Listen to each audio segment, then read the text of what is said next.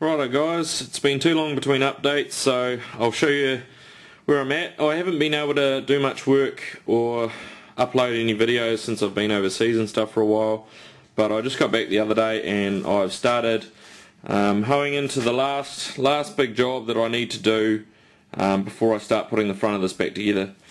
What I did is I went out to my local wrecker's yard. Well, because I'm a tighter, I'm basically welding up all these little holes that are here in the firewall. One's like here and here.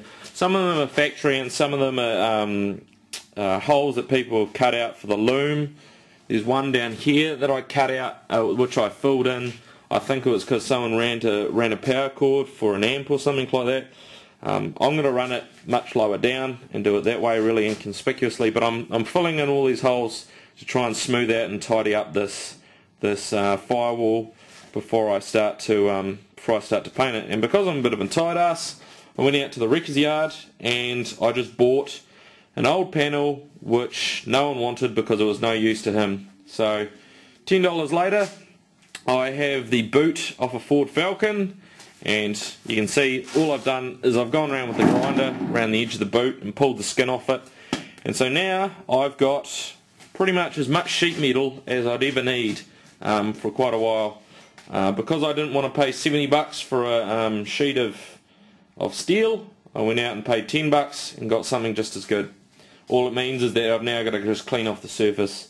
When you're doing old cars like this, make sure you get, if you're going to get some old panels to use, if you're on a classic, make sure you get something that still uses sheet metal. The Holden Commodores and Falcons that they use still use 1mm sheet metal, which is what these are made out of. All Japanese stuff is 8mm sheet metal, and it's an absolute pain in the ass to weld and kind of useless for this application. Some people make patch panels out of 1.2mm sheet metal, but this stuff's easy enough, and it's easy enough to weld even with CO2 gas. A lot of people use Argo Shield when doing panel steel, but I'm able to get away with using CO2, and it's not too bad at the moment.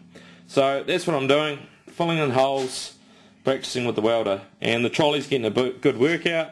I'm quite happy with how it came out. This was in a previous video. I've also got some parts recently, so I said before how I needed a new disc rotor. I got this $30 later off the internet, and it looks like it's been recently machined, so I'm happy with that. There's assorted parts tucked away.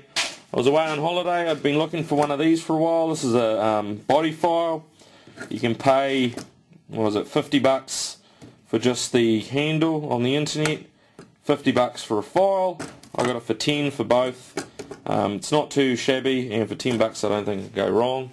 So yeah, just other stuff like that. I've got, the only other thing is my other car is going in for a warrant of fitness, and while I'm in there I'm going to get them to press, this is of course the suspension that I've cleaned up, to press in the bushes that I've got. That's because I don't have a 5-ton press that'll push it in. Maybe one day I'll build myself one, but I'll let them to do it, and at the same time I'll get them to use their oxyacetylene gas plant and bend me up a slapper, and I can finally start some decent bit of panel beating. So sorry it's been so late between uploads, and I know this is more just me ranting on, but I just wanted to make sure everyone knows where I'm at the moment. Sweet.